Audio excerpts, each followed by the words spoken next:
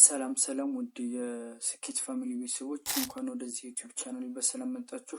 የዩቲዩብ ቻናል የተለያዩ ትምህርቶችን የምታገኙበት ቻናል ነው። ስለ ፖፕ ላይቭ የተለያዩ ትምህርቶችን፣ አዳዲስ መረጃዎችን እንዲሁም ደግሞ ስልጠናዎችን የምታገኙበት ዩቲዩብ ቻናል ነው እና ቻናሉን ሰብስክራይብ ማድረግ አትርሱ።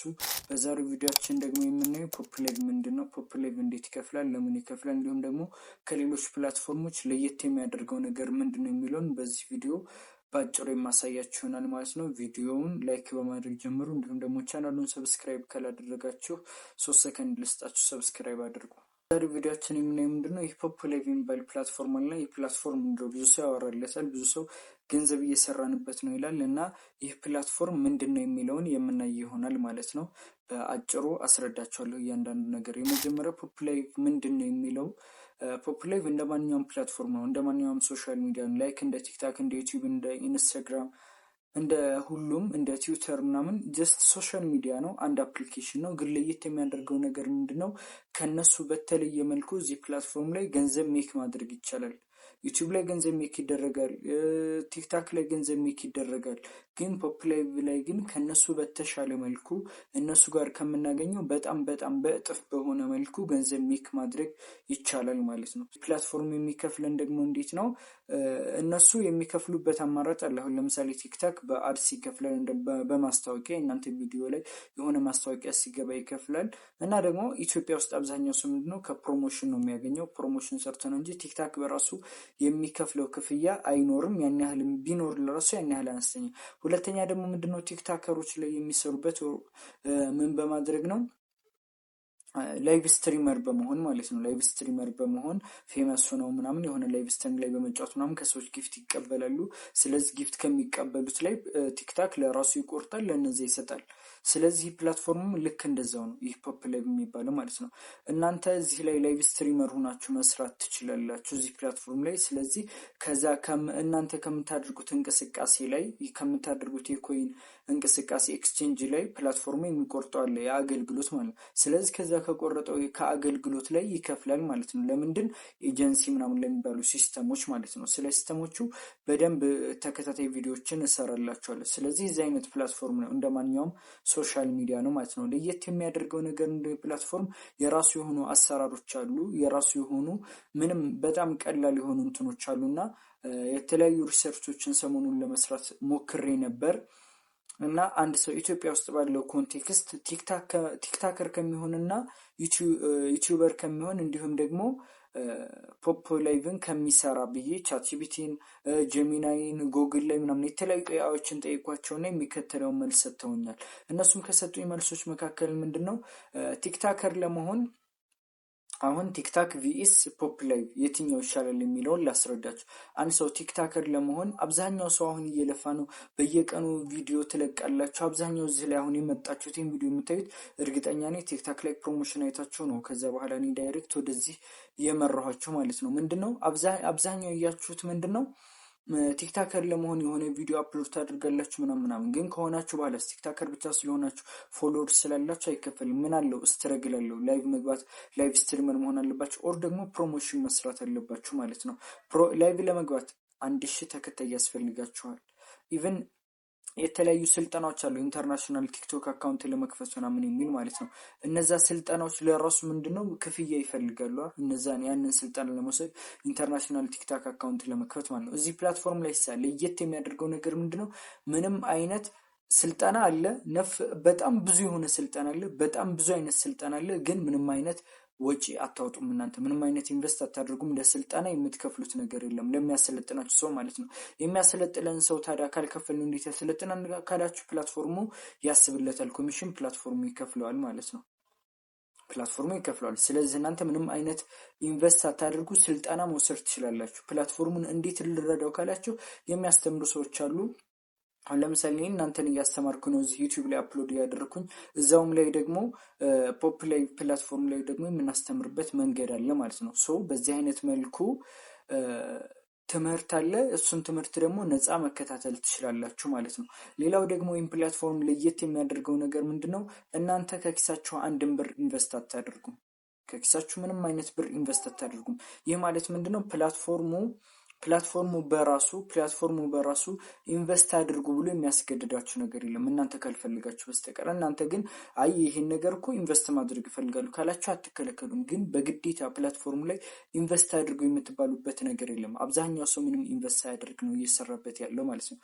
ኢንቨስት 0 ትርፍ ግን 100% የሆነ ስራ ነው ማለት ነው። ሁለተኛው ምን አልኳችሁ? ምንም አይነት ኢንቨስት የለውም ስራውን ለመጀመር ማለት ነው። ለመጀመር ከሆነ ከጀመራችሁ በኋላ እናንተ በራሳችሁ ፍቃድ ካልሆነ በስተቀር ፕላትፎርሙ በራሱ ግዴታ ያደረገባችሁ የሆነ ኢንቨስትመንት የለውም ማለት ነው። ሌላው ደግሞ ሶስተኛው ምንድነው? ምንም አይነት የትምህርት ደረጃ ወይም ደግሞ የስራ ልምድ አይጠይቅም። አብዛኛው ሰው እንደምታዩት የሆነ ስራ ለመስራት አሪፍ ክፍያ እንኳን ያን ያክል የማይኖረው ስራ ራሱ ምን ይጠይቃል? የትምህርት ደረጃ ይጠይቃል፣ የስራ ልምድ ይጠይቃል። ይህ ፕላትፎርም ግን ምንም አይነት የስራ ልምድ አይጠይቅም ማለት ነው። ይህም ለየት የሚያደርገው አንድ ነገር ነው። ደግሞ ከሌሎች ፕላትፎርሞች ለየት የሚያደርገው ነገር ምንድን ነው? ምንም አይነት ኢንቨስትመንት የለውም ብያቸዋለሁ። ለስልጠናም ኢንቨስት አታድርጉም፣ ነፃ ስልጠና ግን አለ ብያቸዋለሁ። ሌላው ደግሞ ለጀማሪዎችን በጣም ያበረታታል። አብዛኛው ፕላትፎርም ላይ አታገኙትም። አሁን ለምሳሌ ምሳሌ የምሰጣቸው አብዛኛው ሰው የሚጠቀመው ቲክታክ ስለሆነ ቲክታክ ነው አሁንም ማለት ነው። ቲክታክ ላይ ጀማሪ ሆናችሁ ገንዘብ መስራት ይቻላል አይቻልም? ኢቭን ገንዘብ ለመስራት ራሱ በትንሹ 10,000 ፎሎወር 100,000 50,000 በቃ በአብዛኛው 100,000 ፎሎወር ያስፈልጋቸዋል የራሳቸውን ገንዘብ ሜክ ለማድረግ ማለት ነው። እዚህ ፕላትፎርም ላይ ግን ጀማሪዎችን ሰፖርት ያደርጋል። ጀማሪ ሴቶች ስፔሻሊ ሴቶችን ደግሞ በደንብ ሰፖርት ያደርጋል። እና ቤት ውስጥ የምትውሉ ሴቶች ምናምን አሁን ለምሳሌ የሆነች ሴት አውርዳ ምናምን በሳምንት ውስጥ ዊዝድሮ ማድረግ ትችላለች፣ ወይም ደግሞ በሳምንት ውስጥ ገንዘብ አውጥታ ማረጋገጥ ትችላለች። ሶ ጀማሪዎችን በጣም ሰፖርት የሚያደርግ ፕላትፎርም ነው። በተለይ ለጀማሪዎች በደንብ የሚደግፍ የሆነ ፕላትፎርም ነው። ሌላው ደግሞ ከሌላው ፕላትፎርም ለየት የሚያደርገው ነገር ምንድን ነው? የራሱ የሆነ ኤጀንሲ ሲስተም የሚባል ነገር አለ። ኤጀንሲ ሲስተም ምንድን ነው? ቲክታክ ላይ በጣም ተጠቃሚ ያለው ቲክታክ ግን እናንተ ጓደኛችሁን ኢንቫይት ብታደርጉ ምን አይነት የምታገኙት ሪዋርድ አለ? የለማ። እዚህ ፕላትፎርም ላይ ግን አንድ ሰው ኢንቫይት ስታደርጉ $16.8 ድረስ የማግኘት እድል አላችሁ። እነዛ ሰዎች በትክክል የሚሰሩ ከሆነ የራሳቸውን ገቢ በሚፈጥሩበት ሰዓት እናንተ ትሰራላችሁ ማለት ነው። ይህ አንድ ነው። ኢንቫይት ስታደርጓቸው በአንድ ሰው እስከ $16.8 ድረስ ማለት ነው። ኢንቫይት ስታደርጓቸው ኢንቫይት ደግሞ አድርጋችሁ ብቻ ትተዋቸው ነው። እናንተ ከፈለጋችሁ ኤጀንሲ ሲስተም የሚባል ነገር አለ። ያ ኤጀንሲ ሲስተም ምንድነው? እነዛን ሰዎች በእናንተ ስር ታስገቧቸውና እነዛ ሰዎች በተንቀሳቀሱ ቁጥር እነዛ ሰዎች የራሳቸውን ገንዘብ ሜክ ማድረግ በጀመሩ ቁጥር ፕላትፎርሙ ከሚያገኘው ትርፍ ላይ ለእናንተ ያካፍላቸዋል ማለት ነው። የዚህ አይነት ኤጀንሲ ሲስተም አለ እዚህ ፕላትፎርም ላይ ለየት የሚያደርገው። እኛ በዚህ ኤጀንሲ ሲስተም እየሰራንበት ነው። አሁን ላይ በቀን እዚህ ፕላትፎርም ላይ ብዙ ሰው ገንዘብ ሜክ እያደረገ ነው። 1,000 2,000 3,000 በቀን 40,000 50,000 60,000 200 300 ብዙ አይነት ብር ሜክ እየተደረገበት ያለ ፕላትፎርም ነው ማለት ነው። ስለዚህ እዚህ ፕላትፎርም ላይ አንድ ሰው ከገባ በቀላሉ ጀማሪን ያበረታታል። በዛ ላይ ደግሞ በፈለጋችሁበት የባንክ አማራጭ ማውጣት ይቻላል። ሌላው ለየት የሚያደርገው ነገር ይሄ ነው። ቲክታክ ላይ አሁን ለምሳሌ አሁንም ቲክታክን ነው ምሳሌ የሚሰጣቸው። ቲክታክ ላይ ምን አለ? ብዙ ብትሰሩ ለራሱ ምን አለ?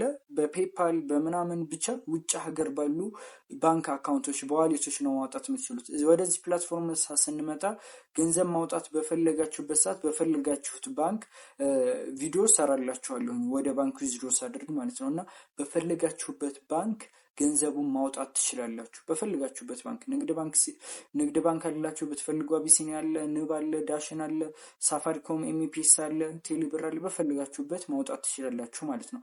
ሶ እነዚህ ነገራቶች ለየት ያደርጉታል። ሌሎችም በጣም ለየት የሚያደርጉት ብዙ ነገራቶች አሉ።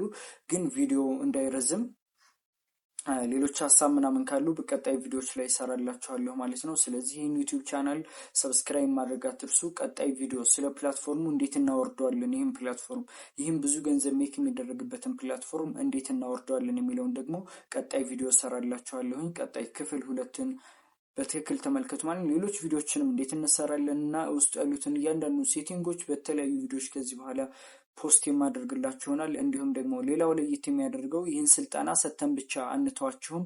እንዲሁም ደግሞ ከዚህ ዩቲዩብ ቪዲዮ እነዚህን ካያችሁ በኋላ እኔን እዛው ፕላትፎርም ላይ ታገኛላችሁ። እንዲሁም ደግሞ እዚህ ላይ የማስቀምጥላችሁ የቴሌግራም አድራሻ አለ። በዚህ እኔን ማግኘት ትችላላችሁ፣ ቻናሌን ማግኘት ትችላላችሁ ማለት ነው። የቴሌግራም ቻናሌን በደንብ ልትሰሩበት የምትችሉት ፕላትፎርም ነው።